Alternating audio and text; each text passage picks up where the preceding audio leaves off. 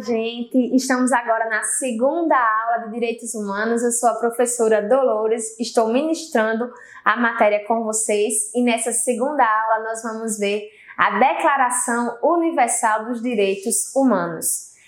Vai ser importante para a gente agora, a partir desse momento, que a gente tenha o estudo principal, primordial, da letra da lei. Nós vamos ver dentro da Declaração Universal dos Direitos Humanos, como das outras convenções que estão também no edital, essa necessidade. Então a gente assiste a aula, a gente lê a lei, resolve os exercícios e a gente vai gabaritar. Foco, minha gente, determinação, e nós vamos ver o nosso nome na lista de aprovados. Então, tenho aí a Declaração Universal dos Direitos Humanos. A Declaração Universal dos Direitos Humanos, ela é o documento internacional de maior relevância dos direitos humanos. Se a gente olhar para a aula passada, quando a gente conversava sobre toda a evolução do direito humano e as gerações, a gente vê que ele é o marco principal, porque é justamente o documento pós-guerra.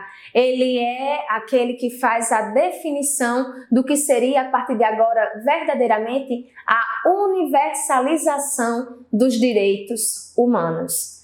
Os direitos humanos, a gente tenha visto em 50 anos, 2 guerras que levaram milhões de pessoas, milhões de vidas. A Declaração Universal dos Direitos Humanos não pode dizer diferente. Ela tem que colocar em primeiro lugar a dignidade da pessoa humana. Após a Primeira Guerra, com a criação da Liga das Nações, que a gente sabe que pelos historiadores foi vista como fracassada, pois a intenção principal dela era que não ocorresse uma Segunda Guerra, e nós sabemos que fracassou nesse intuito. Nós vimos verdadeiras atrocidades, barbaridades. Mas a Liga das Nações ela é vista como uma preconização da ONU, da Organização, tá certo, das Nações Unidas. E a ONU, quando foi criada, ela foi criada justamente com o intuito de preservar a paz e a segurança internacional. Então aí a gente tem no material que vocês vão acompanhar. Após a Primeira Guerra, com a criação da Liga das Nações, com o intuito de evitar a Segunda Guerra, tendo em vista todas as atrocidades da Primeira, a Liga das Nações não conseguiu atender ao fim que se propunha, e com a Segunda Guerra, a Liga das Nações, ela se transformou na Organização das Nações Unidas, que até hoje tem uma importância fundamental, a de promover a paz e a segurança internacional. Na ONU existe um segmento voltado para os direitos humanos. Nós poderíamos dizer que um dos braços da ONU ele é justamente aquele responsável por proteger, cuidar dos direitos humanos. E assim que a ONU foi criada, uma comissão foi iniciada para editar um documento provisório que elaborasse justamente a Declaração Universal dos Direitos Humanos. E esse documento, no sentido de direitos humanos, é até hoje o documento mais importante que nós temos. A Declaração Universal dos Direitos Humanos, como o próprio nome sugere, ela buscou universalizar esses direitos a todos. Ela foi adotada e proclamada pela Assembleia Geral da ONU em 10/12/1948, por meio da Resolução 217-A3, tá certo? É importante que a gente grave, isso é pergunta de prova, quem foi que proclamou e dentro da ONU quais desses segmentos, e aí a gente vai para a Assembleia Geral, tá certo? Em 48. Em seu conteúdo, ela estabelece todos aqueles direitos que a gente viu. Inclusive, é também uma das discussões, né, que a gente sabe que já pode ser cobrada em prova. Quais os direitos que são estabelecidos nessa declaração? E nós temos os direitos civis, políticos, sociais, econômicos e culturais, que devem ser garantidos a todas as pessoas.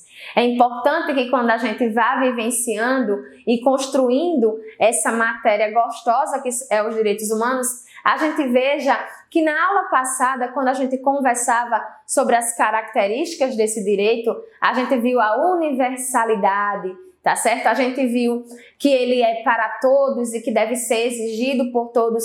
Então, uma aula, ela tá em harmonia com a outra. E aí você vai lembrando, à luz daquilo que eu falei para vocês, que era uma aula que nos ia dar uma lupa, ia nos dar um óculos para que a gente pudesse enxergar, tá certo, os direitos humanos a partir daquele ponto de vista. Então, vai lembrando, tá certo? Foi por meio da Declaração Universal dos Direitos Humanos que a dignidade da pessoa humana foi alçada como um fundamento de todos os direitos que compõem o documento. Então, a dignidade da pessoa humana ela é primordial e é a partir desse princípio da dignidade da pessoa humana que nós vamos poder enxergar todos os outros direitos. Ela que fez com que a gente enxergasse esse princípio como o fundamento primordial para que a gente encare todos os direitos. Como eu dizia para vocês na aula passada, a gente viu que tinha duas funções, a unificadora e a hermenêutica. A hermenêutica é aquela que interpreta. Então, para a gente ver que um direito ele está sendo cumprido da melhor forma possível, é porque nós enxergamos ele a partir, à luz do princípio da dignidade da pessoa humana.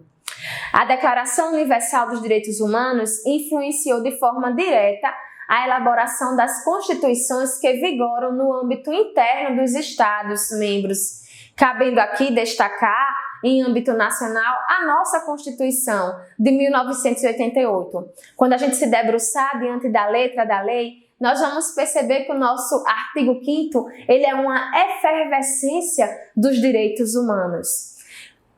Também uma questão muito importante que a gente deve levar para a nossa prova é sobre a força vinculante da Declaração Universal dos Direitos Humanos. Importa, constar que, por ter sido decorrente de uma resolução, havia uma discussão, um debate sobre a sua validade e obrigatoriedade de cumprimento pelos Estados. Importante destacar e prevalece dizer para vocês que, diante da extrema importância dos direitos que estão elencados na Declaração Universal dos Direitos Humanos, uma mera formalidade como ser uma resolução e não um tratado, convenção ou acordo, poderia fazer com que a gente retirasse o condão de força vinculante de todos os estados, de forma que prevalece o cumprimento efetivo dos direitos humanos. E aí a gente vai se debruçar agora diante da própria letra da lei, da Declaração Universal dos Direitos Humanos. A prova e o edital de vocês, eu até estava conversando com Isaac aqui dizendo, o próprio edital ele traz a Declaração Universal dos Direitos Humanos e não pontua, do artigo 1º ao artigo 30. Então é importante a gente destacar o preâmbulo. Ele pode ser cobrado na nossa prova e ele é também um dos que a gente vai encontrar na maioria dos exercícios.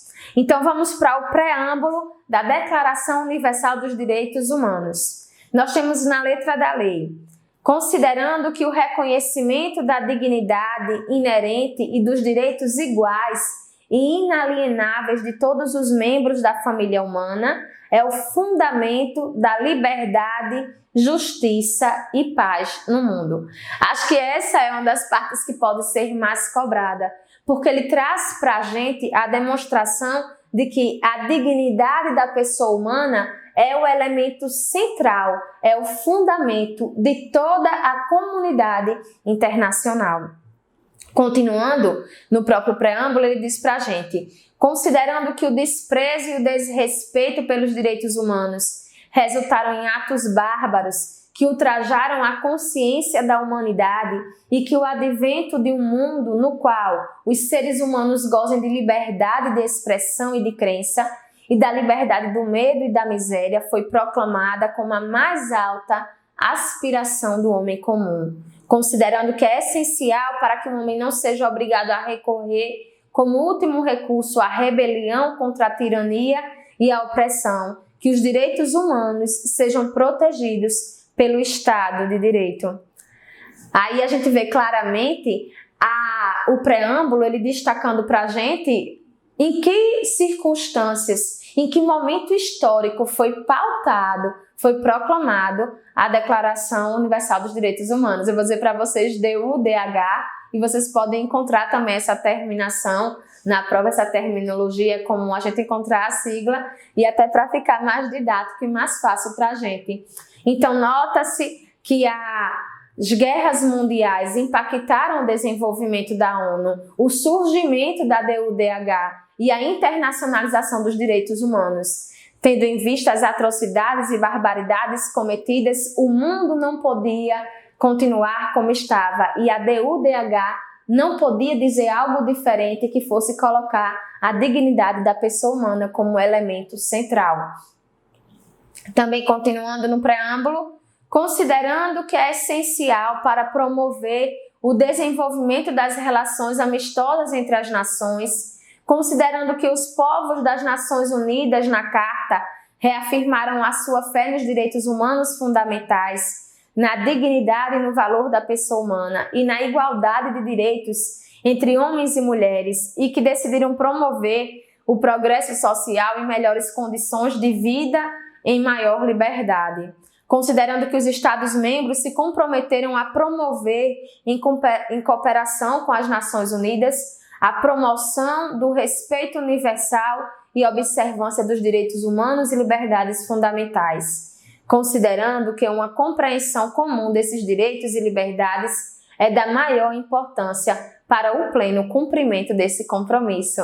Olha aí, gente, a gente já tinha visto também até durante aquela passagem do Estado absolutista para o Estado liberal, a necessidade de que se dissesse ao Estado que ele não podia intervir de forma violenta na vida do indivíduo, nas liberdades fundamentais, nos direitos primordiais do homem. E essa é também importante para a gente, a questão de dizer que homens e mulheres são iguais. Então, o preâmbulo ele traz para a gente, como eu gosto de dizer, até hoje eu vim de óculos, né? Semana passada, aula passada, eu estava de lente de contato e eu coloquei o óculos e eu gosto de enxergar por esse ponto de vista. A gente precisa colocar esse óculos, que é o princípio da dignidade da pessoa humana, e começar a enxergar os direitos humanos a partir disso.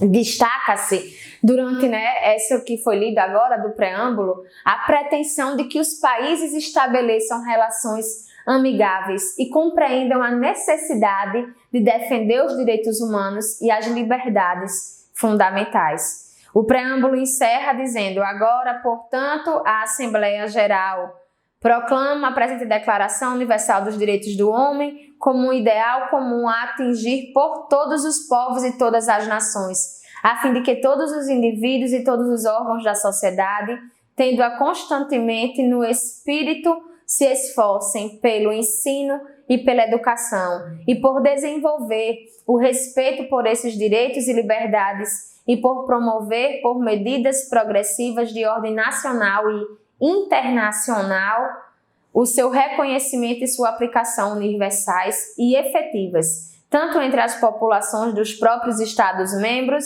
como entre os povos de territórios colocados à sua jurisdição.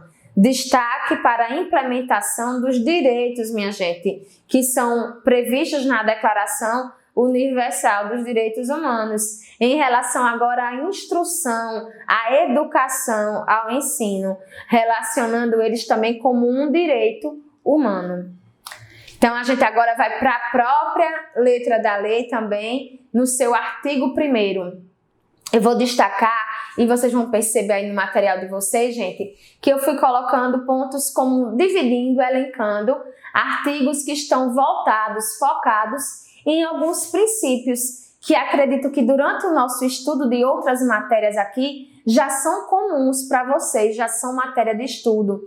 Assim como também eu vou relacionar, e eu dizia para vocês, é tão importante a DUDH e a influência dela nas constituições dos Estados-membros e aqui no âmbito nacional, principalmente na nossa Constituição de 88, que o artigo 5º ele é uma efervescência desses direitos humanos. E aí nós vamos sempre fazer esse link, essa comparação, tá certo? Entre o que está escrito na letra da lei, da DUDH, e o que nós vemos dentro da Constituição. vai ficar massa, a gente vai gabaritar e a gente vai ter toda hora essa lembrança, tá certo? Quando a gente estiver respondendo a prova, a gente vai saber isso aqui, eu já conheço, tá certo? Então, coloquei princípio da igualdade material, da isonomia. É o artigo 1º. O que é que ele traz pra gente? Todos os seres humanos nascem livres e iguais em dignidade e em direitos, dotados de razão e de consciência. Devem agir uns para com os outros em espírito de fraternidade. Lembra quando a gente falava da terceira geração de direitos e a gente trazia como exemplo principal a DUDH e dizia para vocês, é justamente a partir do espírito de fraternidade. Somos iguais, somos irmãos, não podemos viver isolados, precisamos do outro e de cuidar do outro. Então, o artigo 1º, ele traz para a gente a igualdade material. E eu até falava para vocês, na aula passada, da igualdade material ou substancial, quer dizer, a igualdade que deve ser sentida realmente na pele, no dia a dia, não é apenas uma igualdade na lei, tá certo? O espírito de fraternidade deve pautar todas as nossas relações. Assim como também o artigo 2º traz para a gente na DUDH, letra da lei. Todos os seres humanos podem invocar os direitos e as liberdades proclamadas na presente declaração, sem distinção alguma, nomeadamente de raça, de cor, de sexo, de língua, de religião, de opinião política ou outra, de origem nacional ou social, de fortuna, de nascimento ou de qualquer outra situação. Além disso, não será feita nenhuma distinção fundada no estatuto político, jurídico ou internacional do país ou do território da naturalidade da pessoa, ou seja esse país ou território independente, sob tutela, autônomo ou sujeito a alguma limitação de soberania. Igualdade em todos os sentidos. Lembram-se, gente, da universalidade desses direitos, são direitos que são para todos. Não pode haver distinção, preconceito, seja ela por raça, cor, opinião política. Então, nós temos aí, no artigo 1º e no artigo 2º, esse sentimento de fraternidade, somos irmãos, somos iguais, não podemos fazer esta distinção. Direito à vida, à liberdade e à segurança pessoal. É o que nós vamos ver agora no artigo 3º da DUDH.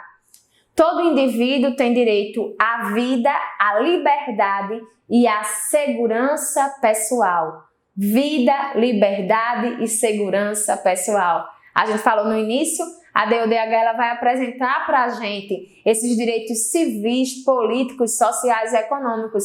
E aí, quando a gente vai para a letra da lei, a gente encontra isso de forma muito clara. Por isso eu estou dizendo para vocês, assiste a aula, pega a letra da lei, depois revisa e resolve exercícios e você vai gabaritar.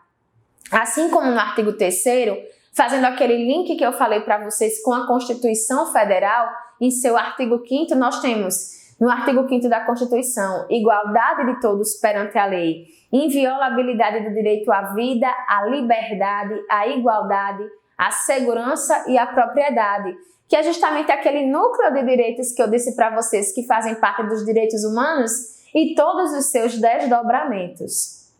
Continuando, vedação à escravidão e à tortura, tratamento ou castigo cruel, desumano ou degradante. Artigo 4º da DUDH. Ninguém será mantido em escravatura ou em servidão. A escravatura e o trato dos escravos, sob todas as formas, são proibidos. Artigo 5º. Ninguém será submetido à tortura, nem a penas ou tratamentos cruéis, desumanos ou degradantes.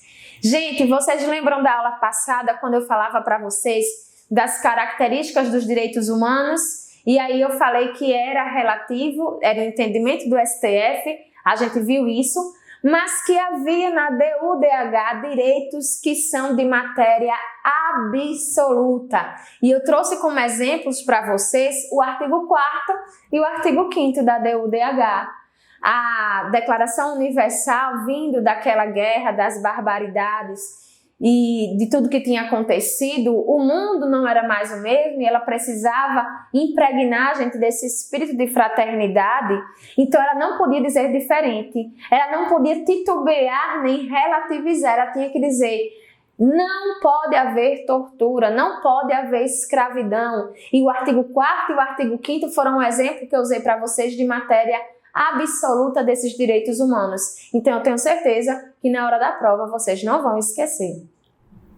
Continuando, nós temos o princípio da igualdade agora formal, a igualdade perante a lei. Eu falei, no artigo 1º e 2º de uma igualdade material, substancial, aquela que é de ser sentida na pele, e agora no artigo 6º ele vai dizer: todos os indivíduos têm direito ao reconhecimento em todos os lugares de sua personalidade jurídica.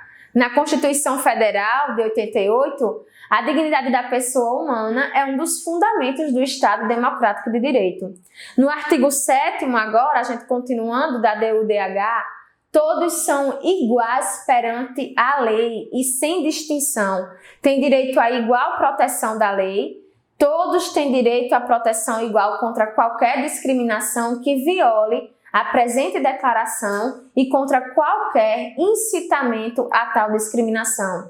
Então, nos primeiros artigos, a gente vê uma isonomia também substancial, material, e agora dizendo a lei também precisa ser desta forma. A lei não pode dizer diferente. A lei também deve reconhecer que a personalidade jurídica de cada um, ela é igual, ela não pode sofrer preconceito ou distinção. Então, na DUDH a gente encontra essa exigência, essa declaração, essa afirmação de que nós somos iguais, tanto materialmente, tanto substancialmente, nós precisamos sentir essa igualdade, como também na forma da lei. A lei não pode dizer diferente. Continuando agora a leitura da lei, nós vamos encontrar os artigos que eles trazem para a gente garantias processuais. Artigo 8º, vamos para a leitura da lei. Toda pessoa tem direito a recurso efetivo para as jurisdições nacionais competentes contra os atos que violem os direitos fundamentais reconhecidos pela Constituição ou pela lei. Artigo 9º. Ninguém pode ser arbitrariamente preso, detido ou exilado. Artigo 10º. Toda pessoa tem direito em plena igualdade e a que sua causa seja equitativa e publicamente julgada por um tribunal independente e imparcial, que decida dos seus direitos e obrigações ou das razões de qualquer acusação em matéria penal. Rapidinho aqui chegou. Que contra ela seja deduzida. Eu apertei aqui antes, minha gente, passou o slide, eu não ia dizer a letra da lei. Olha só. Vejam, essas garantias processuais nós já conhecemos. Já conhecemos tanto por ver o direito penal, como também a própria Constituição. O que ela está trazendo para a gente é justamente o que a gente conhece do direito ao contraditório e à ampla defesa. É o direito da gente de, diante de um processo, a gente saber que a gente vai ser julgado por um tribunal independente e imparcial, que a gente não vai poder sofrer por nenhuma perseguição ou preconceito, e que vai ser garantido a gente os direitos fundamentais da gente se sentir defendido daquilo que somos acusados diante de um processo. Então, a Declaração Universal dos Direitos Humanos, ela cuida também de garantir um processo para a gente que ele seja algo onde a gente tenha visto ser garantido também o que é direito constitucional nosso, do contraditório e da ampla defesa. Nada pode ser deduzido para a gente sem que a gente tenha esse direito de se defender, de contradizer aquilo que foi colocado. Artigo 11º. Artigo 11, na verdade.